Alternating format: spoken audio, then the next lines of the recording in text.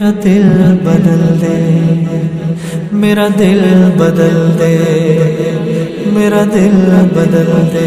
جلدی سے ان کا جو اصل سوال تو رہ گیا وضو کا طریقہ، یہ وضو کا طریقہ سن لیں ذرا ایک دفعہ۔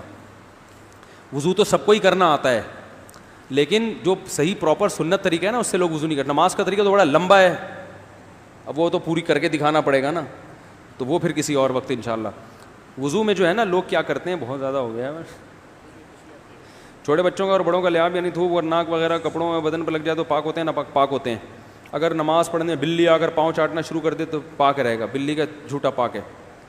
تو کیا ہوا، وضو کا جو طریقہ ہے نا لوگ کیا کرتے ہیں عجیب، نارملی تو سب صحیح کر رہے ہوتے ہیں لیکن جو صحیح سنت طریقہ اس کو فالو نہیں کرتے۔ طریقہ یہ کہ آپ نے ہاتھ دھونے کے بعد بائیں ہاتھ سے نلکا کھولا، سیدھے ہاتھ میں کیا لیا، پانی لے کے نلکے کو فوراً کیا کر دیا، چلو میں پانی لے کے۔ لوگ سمجھتے ہیں نلکا کھولنا تو سنت ہے، بند کرنا سنت، ارے بولو نا یار، نہیں ہے۔ تو کلی تو سیدھے ہاتھ سے کرنی ہے نا، تو الٹے ہاتھ سے آپ کیا کر دیں گے، نلکا بند۔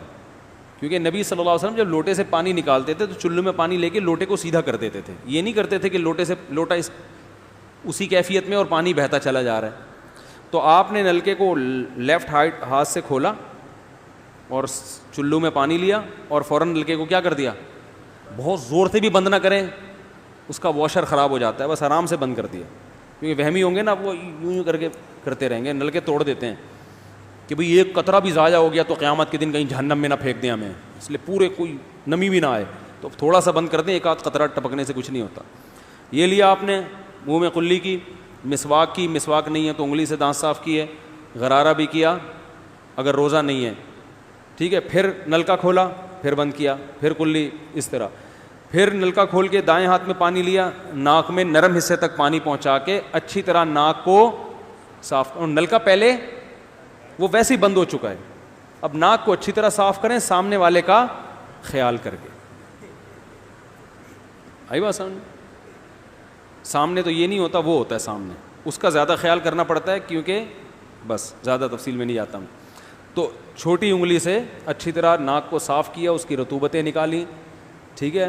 پھر نلکا کھولا، دوبارہ پانی لیا، پھر اسی طرح ناک میں بولو بھائی ڈالا، اور نلکا اسی وقت، جب چلو میں پانی بھر گیا نلکا اسی وقت کیا کر دیا۔ اللہ نے دو ہاتھ اسی لیے دیے ہیں کہ اس سے نلکا بند کیا جائے اور اس سے کیا کیا جائے، کھولا جائے۔ تو پھر یوں کیا، پھر 3 دفعہ، 6 چلو پانی خرچ ہوا نا، چلو اس کو کہتے ہیں، 6 چلو پانی خرچ ہو گیا۔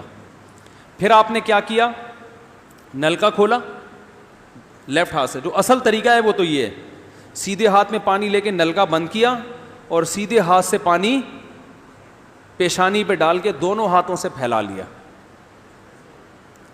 3 دفعہ اس طرح کیا۔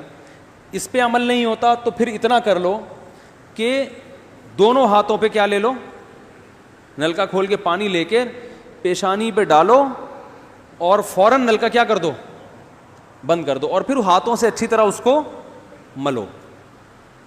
سمجھ میں نہیں آ رہی بات؟ تو یہ عمل کتنی دفعہ کیا، نلکا ہر دفعہ میں بند ہو رہا ہے۔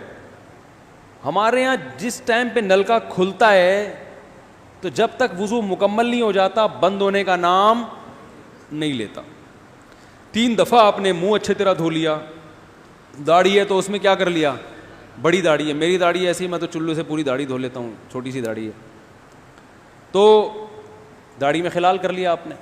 اس کے بعد آپ نے بازو کیسے دھونے ہیں، بازو دھونے کا بھی یہ طریقہ ہے، لیفٹ ہاتھ سے چلو میں پانی لیا، جب سیدھے ہاتھ میں پانی آئے گا تو یوں کیا۔ قرآن میں کیا ہے کہ قمتم الی الصلاۃ فاغسلوا وجوہکم وایدیکم الی المرافق، اپنے ہاتھوں کو کوہنیوں تک دھو۔ بتایا دھونے کا عمل ہاتھ سے شروع ہوگا، ختم کہاں ہوگا، پانی یوں نہیں بہانا، اس طرح بہانا ہے پانی، یہاں سے یوں جائے۔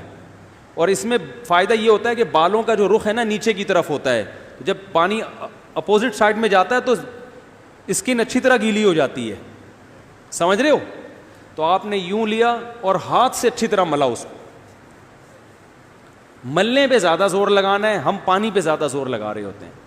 پھر یہ بھی ہو سکتا ہے کہ دونوں ہاتھوں سے لو، دونوں ہاتھوں سے نلکا کھول کے دونوں ہاتھوں سے پانی لے کے، کیونکہ اس میں زیادہ پانی آ جاتا ہے، تو پانی لے کے آپ نے لیفٹ ہاتھ کو بھی یوں کیا نا تاکہ یہ پانی بھی ادھر ٹرانسفر ہو اور یوں چلا جائے, اس طرح سے آپ نے دوسری دفعہ دھو لیا اور نل کا کیا کر دیا بند, پھر تیسری دفعہ بھی ایسا ہی کیا.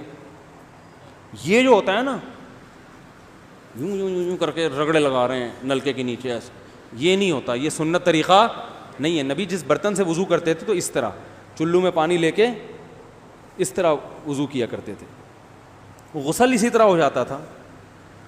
تو اب پھر لیفٹ میں بھی ایسے ہی ہے, لیفٹ میں پانی ڈالا اور سیدھے ہاتھ سے سہارا لے کے کیا کیا, دونوں ہاتھوں کا پانی ادھر آ جائے گا, ایک دفعہ دھل گیا. اچھی طرح مسئلے کونیوں تک پہنچ جاتا ہے اور پریکٹس کے بعد تو بہت اچھا ہو جاتا ہے. اس کے بعد آپ نے کیا کیا, سر کے بالوں کا مسا. سر کے بالوں میں جو یہ ہے یہ طریقہ کچھ بھی نہیں ہے, کہیں بھی ثابت نہیں ہے. سیدھا سیدھا آپ نے ہاتھ گیلے کیے, پیچھے لے گئے. ایک حدیث میں صرف یہاں تک آتا ہے, ایک حدیث میں واپس لانا بھی. تو دونوں طریقے ہیں مسا کے, صرف پیچھے لے جاؤ یا پیچھے لے جا کے پورے سر پہ ایسے ہاتھ پھیر لیا, کیا ہو گیا سر کا مسا. پھر انگلیوں کا, وہ کانوں کا, الاذنان من الراس, حدیث میں آتا ہے کان کس میں سے ہیں, سر میں سے. کیا مطلب, اس کے لیے نیا پانی لینے کی ضرورت نہیں ہے. کان کا مسا کیا اور کانوں کی لو کا مسا کیا. گردن کا مسا بہت اختلاف ہے اس میں. احناف کے ہاں سنت, احناف بھی نہیں کہتے, افضل ہے, بہتر ہے. سنت کے لیے جتنی مضبوط دلیل ہونی چاہیے وہ گردن کے مسا پہ نہیں ہے, اس لیے احناف کا بھی فتویٰ یہی ہے کہ بہتر ہے کر لو, سنت نہیں, زیادہ زیادہ اس کو مستحب کہا جائے گا. تو گردن کا مسا کر لیں تو بھی ٹھیک ہے, نہیں کریں بولو بھائی ٹھیک ہے. لیکن یہ جو یہاں کا مسا نہیں ہوتا, بعض لوگ پوری گردن کو یوں کر کے لا رہے ہوتے ہیں, ایسا نہیں ہے. تو گردن کا مسا یہ جو یہاں سے کیا جاتا ہے, یہ پچھلے جانب سے ہمارے حضرت اس کے قائل نہیں تھے, وہ کہتے تھے مسا جہاں بھی شریعت میں ملتا ہے یہاں سے ملتا ہے. تو ان کی رائے یہی تھی کہ اگر گردن کا مسا کرنا ہے تو گدی, گردن نہیں گدی کا مسا, وہ یہاں سے کر لے. لیکن یہ کوئی نہ سنت مؤکدہ ہے نہ کوئی زیادہ تاکید ہے اس کی, کوئی کرے ٹھیک ہے, نہیں کرے تو بھی ٹھیک ہے. تو اس کے بعد اس لیے کہ بہت سے لوگ اس کے قائل نہیں ہیں تو ان سے بحث نہ کریں, ٹھیک ہے نا. بہت سے لوگ نہیں کرتے گردن کا مسا, بہت سے علماء فقہا اس کے قائل نہیں ہیں. اس کے بعد آپ نے پاؤں دھونا ہے. تو پاؤں میں بھی یہ کہ قرآن نے کیا کہا کہ الی الکعبین, انگلیوں سے شروع ہوگا اور ٹخنوں تک پانی جائے گا. تو انگلیاں رکھیں نلکے کے نیچے اور لیفٹ ہاتھ سے اس کو اچھی طرح کیا کریں, دھوئیں اور انگلیوں کا خلال بھی کریں. تو بہت چند سیکنڈ میں ہو جاتا ہے یہ کام. اور پھر نلکا بند کر دیں.